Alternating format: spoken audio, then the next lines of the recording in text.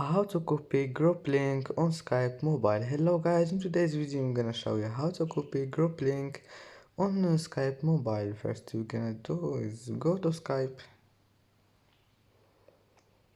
and then go to any group you want, like this one,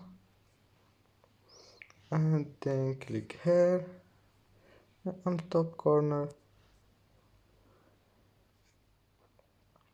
and now you will find this one here, share link to join group. And here if you want to copy group link, just click this one here, and as you see group link has been copied.